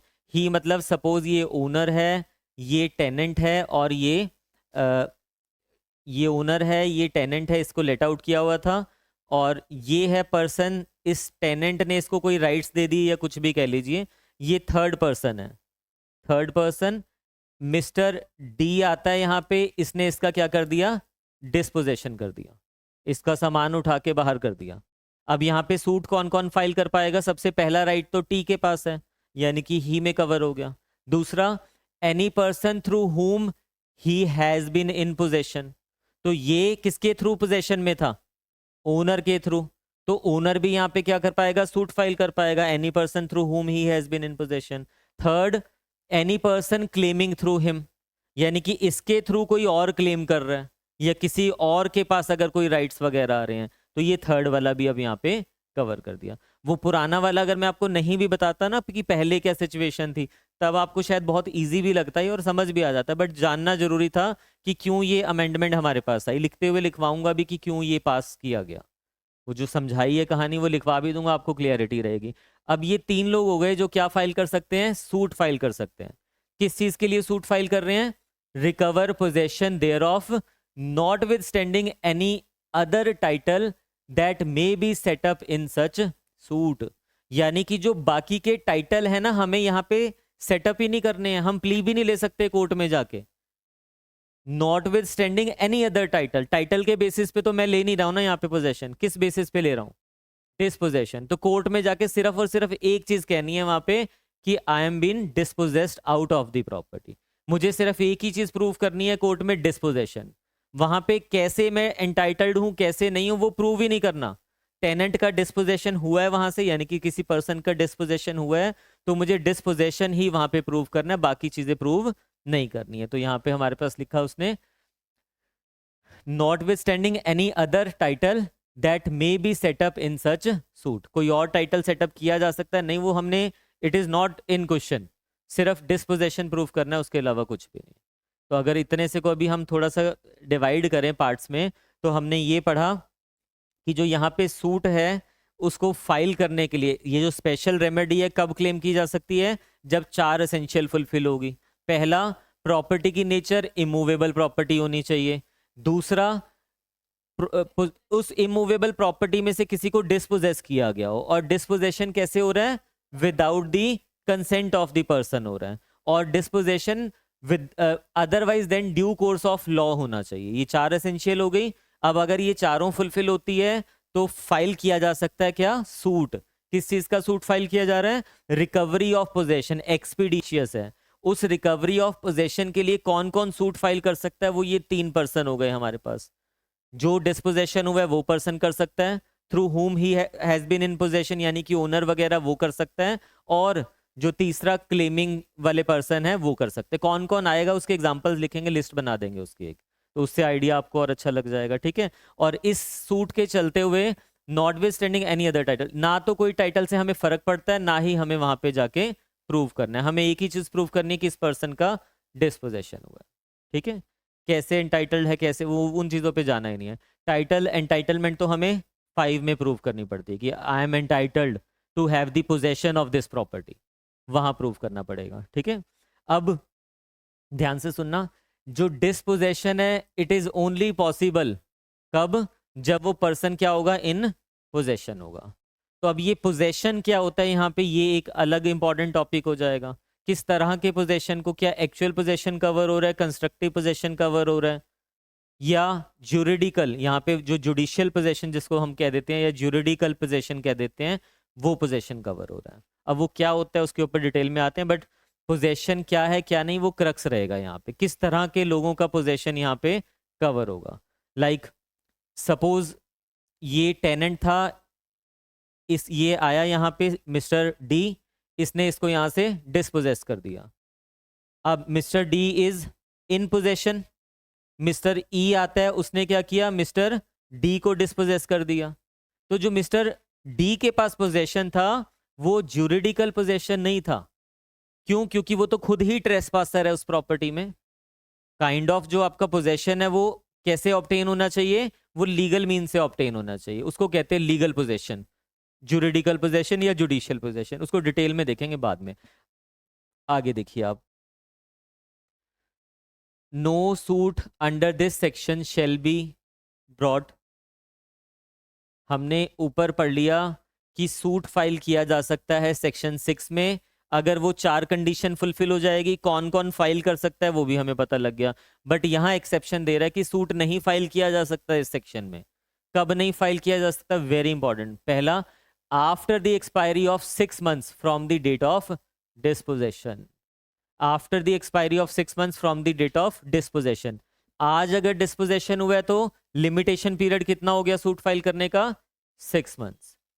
अब क्या होता है ना, एक केस था, मतलब मैं जब आपके जैसा स्टूडेंट था तो तैयारी शुरू की जुडिशरी की, एक जजमेंट पढ़ लिया इसके ऊपर, सुप्रीम कोर्ट की जजमेंट थी। 6 महीने से थोड़ा ज़्यादा हो गया था पीरियड, किसी ग्राउंड्स पे वो 6 मंथ्स उन्होंने कोर्ट ने अलाउ कर दिया। सुप्रीम कोर्ट है, एक्स्ट्रा ऑर्डनरी पावर्स है उनके पास, सुप्रीम कोर्ट ने अलाउ कर दिया। आप नहीं कर पाओगे एज अ ट्रायल कोर्ट, पर सुप्रीम कोर्ट ने फाइल करने के लिए बोला कि कोई बात नहीं, 10-15 दिन की डिले है, यू कैन फाइल। तो यानी कि उस डिले को कंडोन कर दिया एक तरह से सुप्रीम कोर्ट ने। सिविल जजेस नहीं कर पाएंगे क्योंकि एक्स्ट्रा ऑर्डनरी पावर्स आपके पास नहीं है, वो तो कॉन्स्टिट्यूशन की हेल्प आर्टिकल 136 142 की हेल्प से करते होते हैं। तो अब मैंने वो जजमेंट पढ़ रखी थी, मेरी लाइफ का पहला प्रीलिम्स था, हरियाणा जुडिशरी का प्रीलिम्स था, और वो प्रीलिम्स मेरा नहीं क्लियर हुआ था, 3 नंबर से रह गया था। 4 नंबर का एक क्वेश्चन होता है, 3 नंबर से रह गया था। मैं आपको इंपॉर्टेंस बता रहा हूँ मार्क्स की। एक तो 2-3 सिचुएशन भी थी, मेरे को तैयारी करते हुए 4 महीने हुए थे अभी। अब 4 महीने में तो सच में ही प्रीलिम्स नहीं क्लियर होता है, वो कोई, मैं तो वैसे एक्सपेरिमेंट के लिए गया था। दूसरी सिचुएशन, वो जो 3 नंबर का गैप आ गया ना, अगर एक क्वेश्चन मेरा ठीक होता तो मैं वो प्रीलिम्स क्लियर कर जाता। नो डाउट मेंस होना ही नहीं था क्लियर। 4 महीने की तैयारी से क्रैमिंग करके आप प्रीलिम्स क्लियर कर लोगे, मेंस नहीं होता क्लियर, तो जज तो नहीं बन पाओगे ना। तो अच्छा ही है नहीं हुआ, बट गलती कहाँ पे, क्यों नहीं हुआ प्रीलिम्स क्लियर? इस क्वेश्चन की वजह से। मैंने वो जजमेंट पढ़ी हुई थी ना, अब उन्होंने ये पूछा बताइए ये सेक्शन 6 का सूट है एसआरए में, ये कब 6 मंथ्स के अंदर फाइल करना होता है, ये तो सबको पता है। वो 6 मंथ्स कहाँ से काउंट होते हैं? From the date of dispossession पहला लिखा हुआ था, from the date of actual knowledge second ऐसा करके लिखा हुआ था, या कुछ ऑप्शंस थे, मतलब अब एग्जैक्टली मुझे याद भी नहीं है ऑप्शन, क्योंकि बहुत टाइम हो गया उसको। तो यहाँ पे वो जजमेंट वाला पॉइंट मेरे दिमाग में आ गया कि मैंने पढ़ा तो है, मेरे को ये भी पता था कि बेयर एक्ट में ये लिखा हुआ है, मैंने कहा बट ये तो बेयर एक्ट में लिखा हुआ है ना, उसकी इंटरप्रिटेशन तो ऑनरेबल सुप्रीम कोर्ट ने कर दिया, तो मैं वो वाला मार्क कर देता हूँ वहाँ पे। और आपको स्टार्टिंग से ही बताया कि प्रीलिम्स में हमेशा बेयर के अकॉर्डिंगली आंसर करते होते हैं, प्रीलिम्स में आप जजमेंट्स के अकॉर्डिंगली नहीं करोगे अनटिल अनलेस वो जजमेंट ही ऐसी है कि पूरा लॉ ही उसने चेंज कर दिया, या उस जजमेंट के बारे में स्पेसिफिकली पूछा जा रहा है। तो जब आपसे वो पूछना चाह रहा है, वो तो ये पूछना चाह रहा था कि आपको ये पता है या नहीं पता। तो अब आप समझ लेना जितने भी आंसर होंगे यहाँ पे 6 मंथ्स ही आना था, from the date of dispossession, any other date से नहीं आएगा। ठीक है, तो डिस्पोजेशन आंसर रहेगा, from the date of dispossession 6 महीने में उसको क्या करना है, सूट फाइल करना है। मैं सिर्फ इसलिए बता रहा हूँ छोटी छोटी बातें कि देखो ये आ रखा है पेपर में, पहली बात तो एक बार ही नहीं बहुत बार ही आया होगा। और जब प्रीलिम्स में आंसर कर रहे हो तो बेयर के अकॉर्डिंगली आंसर करने होते हैं, जजमेंट में क्या क्या इंटरप्रिटेशन है उसमें नहीं जाना होता हमें, जजमेंट तो चेंज भी होती रहती है।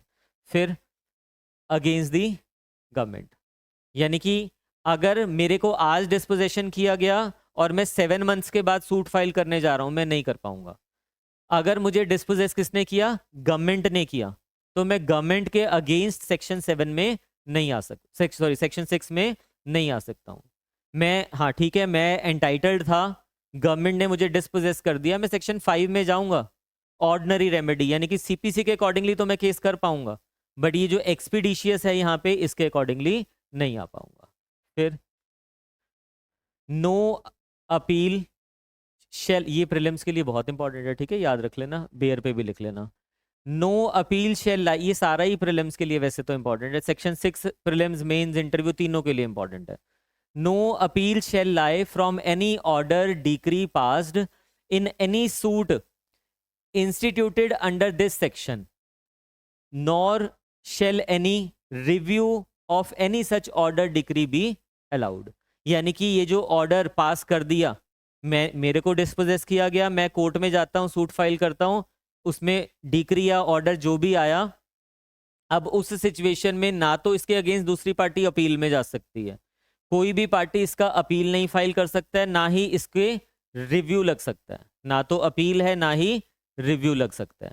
रिवीजन के लिए आपको यहाँ पे बार नहीं किया गया है, तो revision can be filed but in certain exceptional situations, क्योंकि जर्नल लॉ तो आपको कह रहा है कि आप नहीं कर सकते, तो यहाँ पे लिख देना, ये जजमेंट के बेसिस पे बता रहा हूँ आपको, only revision can be filed but that too in exceptional situations, वो हम लिखते हुए लिखेंगे, only revision can be filed but that too in exceptional situation, यानी कि एज अ जनरल रूल तो रिवीजन भी नहीं लगेगी। नेक्स्ट, ये भी बहुत पूछा जाता है पेपर में कि ना तो अपील लगती है ना तो रिव्यू लगता होता है, जो डिसीजन हो गया सेक्शन 6 में वो फाइनल है। Nothing in this section shall bar any person from suing to establish his title to such property and to recover possession thereof. ये पेपर मेन, ये वाला क्वेश्चन मेंस में बहुत आता होता है। मेंस में क्या आता होता है, अब देखो क्या क्या मीनिंग बना है इसका, वैसे बताओ, आपने भी इतना तो अब पढ़ लिया लॉ, तो पढ़ने के बाद समझ तो आ रही होंगी चीज़ें, तो क्या मीनिंग बन रहा है वो पढ़ो एक बार, दोबारा से पढ़ो, मैं पूछता हूँ फिर कि क्या मीनिंग बना है इसका। ये मेंस में आ रखा है, मैंने अटेम्प्ट किया हुआ है ये वाला क्वेश्चन, ठीक है।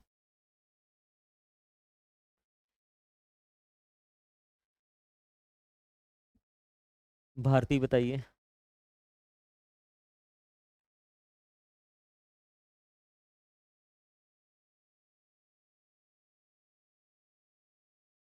हाँ बताओ करण। हाँ हाँ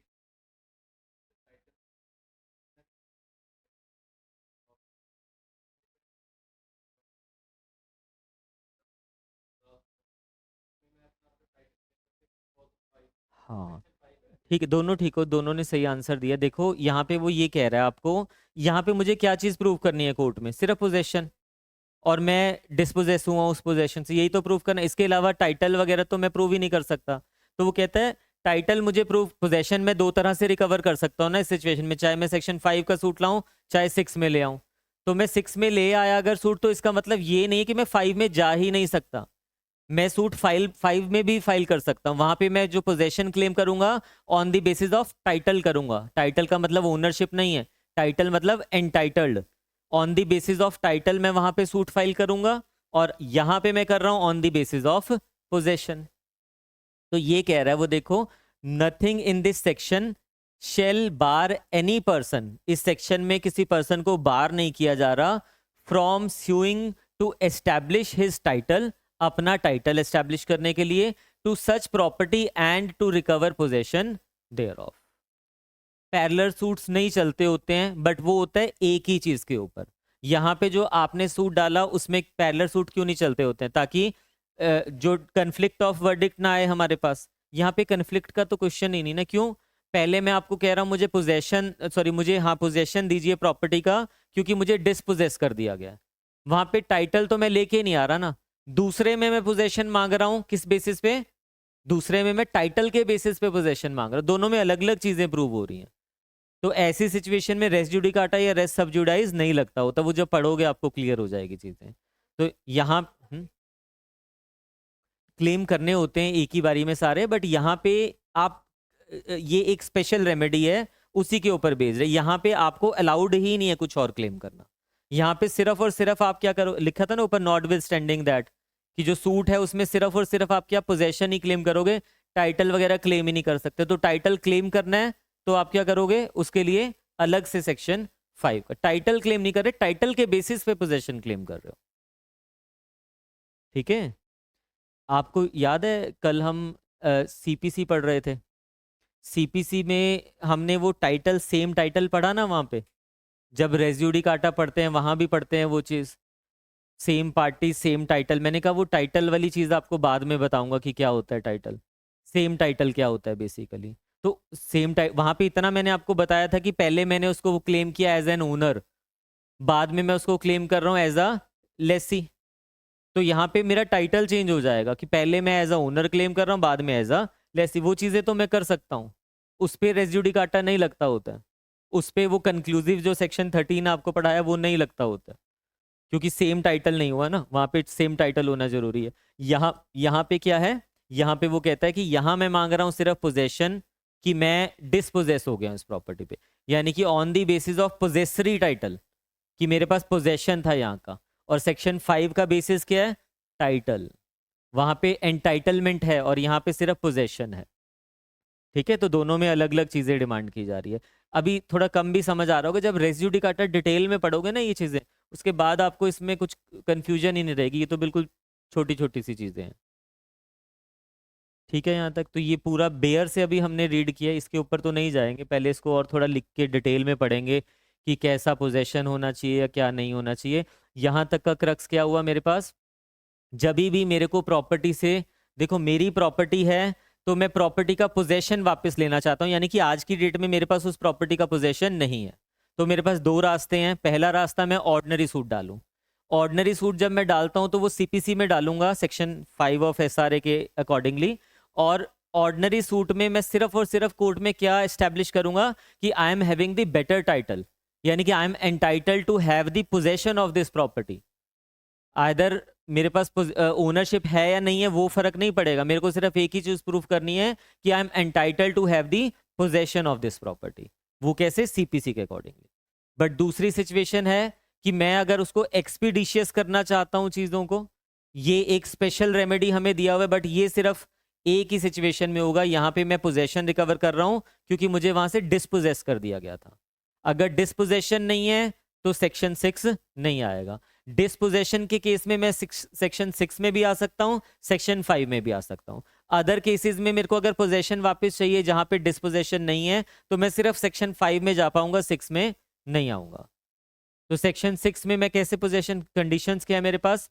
पहला, कि मैं उस प्रॉपर्टी से डिस्पोजेस हो रखा हूं, विदाउट मेरी कंसेंट से मेरा डिस्पोजेशन हुआ है, वो प्रॉपर्टी इमूवेबल प्रॉपर्टी है, जिसने डिस्पोजेशन किया है उसने ड्यू प्रोसेस ऑफ लॉ के अकॉर्डिंगली नहीं किया, यानी कि फोर्सफुली कर रहा है। तो ये 4 कंडीशन फुलफिल हुई तो मैं सूट फाइल कर सकता हूँ। कौन कौन सूट फाइल कर सकता है? वो 3 एंटिटीज हो गई। जिसका डिस्पोजेशन हुआ है वो कर सकता है, through whom he is claiming title यानी कि ओनर वगैरह वो कर सकता है, नहीं, through whom he has been in title possession तो वो कर सकता है, और through whom he is claiming यानी कि जो एजेंट वगैरह हैं बाकी के, वो पढ़ेंगे अभी डिटेल में क्या होता है, वो कर सकते हैं। 3 लोग यहाँ पे क्या कर सकते हैं? पोजेशन क्लेम कर सकते हैं। फिर उसके बाद हमने बोला कि सूट डालना पड़ेगा, बट डिस्पोजेशन के बेसिस पे सूट हमें 6 महीने के अंदर, 6 मंथ्स हो गए कवर, फिर मैं सेक्शन 6 की सूट में नहीं आ सकता। दूसरा, अगर डिस्पोजेशन मेरा गवर्नमेंट ने किया तो मैं सेक्शन 6 में नहीं आ सकता, 5 की रेमेडी मेरे लिए खुली है। अब जो भी यहाँ पे डिसीजन हुआ, ना उसके अगेंस्ट अपील जाएगी ना उसके अगेंस्ट रिव्यू जाएगा, रिवीजन भी नहीं जाती, बट एक्सेप्शनल सिचुएशन में रिवीजन इज अलाउड। और लास्ट मैंने ये पढ़ लिया कि अगर मैंने यहाँ पे सूट फाइल कर दिया और सपोज वो खारिज हो गया या वो पेंडिंग भी है, तो वो मुझे बार नहीं कर रहा है कि मैं ऑर्डिनरी रेमेडी नहीं ले सकता। ऑर्डिनरी रेमेडी मैंने लेनी है on the basis of entitlement, ये रेमेडी थी डिस्पोजेशन के बेसिस पे। तो यहाँ पे तो एंटाइटलमेंट देखनी नहीं है कोर्ट ने, यहाँ तो देखना डिस्पोजेशन हुआ है या नहीं हुआ, हुआ है तो दे दो इसको। अब देखो ना, मेरा रेंट का एग्रीमेंट खत्म हो गया, 5 साल का एग्रीमेंट था वो खत्म हो गया, अब 6 साल हो चुके हैं, मैं खाली नहीं कर रहा हूँ प्रॉपर्टी को, तो एंटाइटल्ड तो ओनर है ना इसका, जो लैंडलॉर्ड था वो एंटाइटल्ड है इस प्रॉपर्टी के लिए, नहीं सॉरी उल्टा बोल दिया, जो ओनरशिप है वो तो किसके पास है? लैंडलॉर्ड के पास है। अब वो अगर मुझसे खाली करवाना चाहता है ये प्रॉपर्टी, कैसे खाली करवाएगा? Due process of law. वो जाए कहाँ पे? सेक्शन 5 के अंदर, सेक्शन 5 में जाके वो एप्लीकेशन लगाएगा कि मैं एंटाइटल्ड हूं इस प्रॉपर्टी के लिए, क्योंकि इसका टेनेंसी जो है वो खत्म हो। वहां पे उसको क्या प्रूफ करना पड़ेगा? कि आई एम एंटाइटल्ड। वहां पे कुछ पोजेशन डिस्पोजेशन प्रूव ही नहीं करना है। बट सपोज करो उसने मेरा सामान उठा के यहां से बाहर कर दिया, अब मैं कोर्ट में जा रहा हूं पोजेशन को रिकवर करने के लिए, तो वहां मुझे ये ना तो कोर्ट देखेगी ये चीज, ना ही मुझे प्रूफ करने देगी, ना करना है मुझे क्या चीज? टाइटल। ना ही वो लैंडलॉर्ड कह सकता कि मैं एंटाइटल्ड था उस प्रॉपर्टी के लिए। सेक्शन 6 की जब सूट हमारे पास आया, वहां पे एक ही चीज देखनी है कि मेरे पास क्या जुडिकल पोजेशन था, अगर था तो क्या मेरा डिस्पोजेशन हुआ है वहां से, अगर हुआ है तो मुझे वापस मिल जाएगा। यानी कि किसी पर्सन का कितना भी अच्छा टाइटल क्यों नहीं है, बट वो लॉ को अपने हाथों में नहीं ले सकता, वो लॉ को बाईपास नहीं कर सकता, ड्यू प्रोसेस ऑफ लॉ उसको अडॉप्ट करना पड़ेगा। This is the object of section 6। ठीक है, लिख लो बेयर एक्ट पे 6 को ऐसे एरो बना के लिखना, सेक्शन 6 को ही एरो बना के लिख लेना।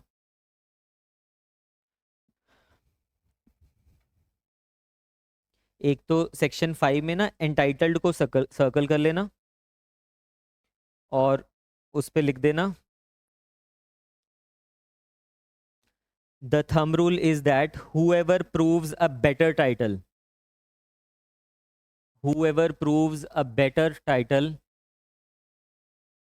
is a person entitled to possession, is a person entitled to possession। तो ओनर है या नहीं फर्क नहीं पड़ता, डिटेल में लिखवाऊंगा इसके ऊपर जब हम नोट्स बनाएंगे, अभी तो हमने जर्नल लिख दिया। ऑर्डनरी या नॉर्मल रेमेडी लिख देना सेक्शन 5 के ऊपर, सेक्शन 6 पे आपने लिख दिया स्पेशल या स्पीडी रेमेडी। ठीक है, अब ऑब्जेक्ट ऑफ सेक्शन 6 लिखना एरो बना के, बेयर के ऊपर जरूर लिखना इस चीज को, नोट्स में भी लिखेंगे बट बेयर पे भी लिखिए। To discourage, to discourage forcible dispossession, section 6 discourage कर रहा है फोर्सिबल, यानी कि कोई फोर्स यूज करके डिस्पोजेशन नहीं कर सकता। टू डिस्करेज फोर्सिबल डिस्पोजेशन लिख दूं क्या मैं भी? सेक्शन 6 का ऑब्जेक्ट है to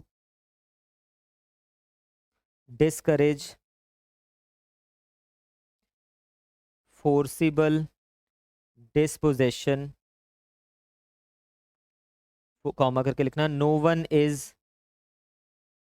allowed to take law into his own hands, however good his title may be, उसका टाइटल, क्योंकि टाइटल तो यहाँ देखना ही नहीं होता मुझे सेक्शन 6 में, तो उसका टाइटल कितना भी अच्छा क्यों नहीं है, बेटर क्यों नहीं है, आप फोर्स नहीं कर सकते, यूज लॉ को अपने हाथों में नहीं ले सकते हो, ठीक है।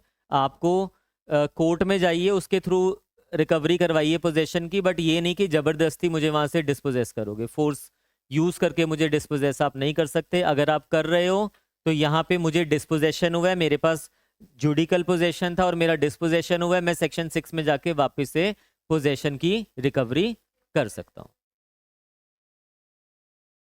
हम्म तो यहाँ पे हम उसी की तो बात कर रहे हैं, यहाँ पे हम अनलॉफुल पोजेशन की भी नहीं बात कर रहे। यहाँ पे जो पोजेशन है ना वो जुडिकल यानी कि लीगल पोजेशन होना चाहिए। अब ये लीगल पोजेशन क्या होता है वो लिखते हुए डिटेल में जाएंगे, ठीक है। लीगल पोजेशन होना चाहिए। अब सपोज ये मेरी प्रॉपर्टी है, इस पे कोई ट्रेसपासर आ गया, उसके पास लीगल पोजेशन नहीं है। टेनेंट जो होता है after the period of tenancy भी अगर वो प्रॉपर्टी में है पोजेशन में, तो उसके पास लीगल पोजेशन होता है, माना जाता है वो।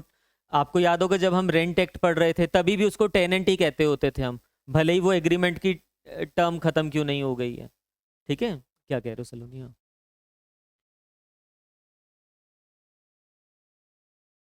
हाँ जी।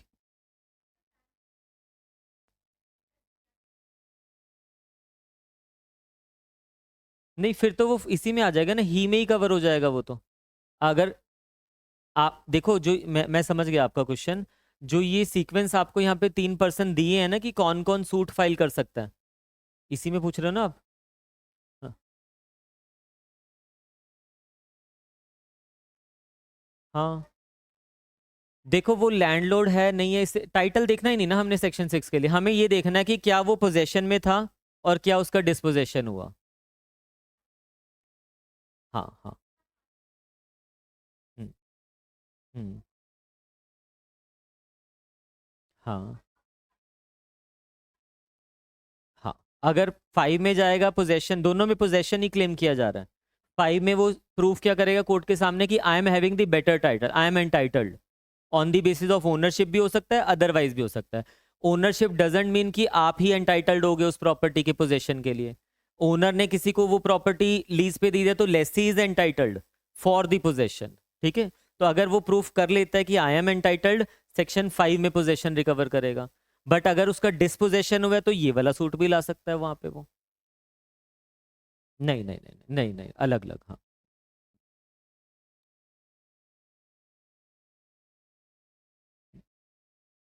नहीं रिट देखो, रिट के तो यहाँ पे क्वेश्चन ही नहीं आना, रिट का तो ग्राउंड ही अलग है। रिट किस बेसिस पे फाइल होती है, वो होती है violation of fundamental rights. Writ तो उस बेसिस पे जाएगी अगर आपका कोई फंडामेंटल राइट वॉयलेशन हो रही है, फिर जाइए आप रिट में। तो यहाँ पे वो भी स्टेट वगैरह के अगेंस्ट होती है ना सारी चीजें, यहाँ नहीं आएगी वो, हाँ। हाँ वही तो कह रहा हूँ, उस बेसिस पे जाओगे ना आप मेरा कि ये चीज वॉयलेशन हो रही है, तो वहां पे जाके रिट लगा रहे हो तो ऐसे में नहीं कहोगे कि आप का डिस्पोजेशन और सेक्शन 6 से उसको क्लब कर रहे हो, उसके अलग ग्राउंड है, वो कॉन्स्टिट्यूशन में जाओगे, इसमें नहीं आएगा फिर वो, ठीक है। इसको बहुत डिटेल में करेंगे हम कल की क्लास में कंटिन्यू, ठीक है। इसको हम लिखेंगे ना, जो आपको चीज़ें समझाई है एक एक चीज़ को विद एग्जाम्पल हम डिटेल में लिखेंगे, और कल की पूरी क्लास इसी के ऊपर जाने वाली है। But section 6 is the most important, ठीक है। सेक्शन 6 से आप ये समझिए फॉर श्योर है कि क्वेश्चन अगर आने के चांसेस होते हैं, सबसे ज़्यादा चांसेस होते हैं सेक्शन 6 के। किसी भी बच्चे को प्रॉब्लम नहीं आती है, बहुत बढ़िया बढ़िया लिख के आते हैं सारे बच्चे केसेस के साथ। प्रॉब्लम कब आती है, जब पूछेगा यहाँ से प्रोपोजिशन, तब अगर हमें क्लियरिटी नहीं है ना, आप आपके जो फ्रेंड्स हैं ना उनसे पूछ के देखना कि क्या टाइटल और ओनरशिप में डिफरेंस पता है, सेक्शन 5 में पता ही नहीं होता बच्चों को। वो यही समझ रहे होते हैं एक ही चीज़ है, ओनर है तो वो टाइटल है उसके पास। टाइटल का मतलब वहां पे एंटाइटलमेंट है, वो डिटेल में आपको समझ आया। और यहाँ पे सिर्फ डिस्पोजेशन की बात हो रही है, अगर वो डिफरेंस क्लियर होगा, कैसी भी प्रॉपोजिशन आएगी आपको कवर हो जाएगी, आपसे की जाएगी वहां पे। अभी हम नेक्स्ट क्लास में मिलते हैं, सीपीसी की क्लास में 5:45 पे, 4:45 पे, सॉरी।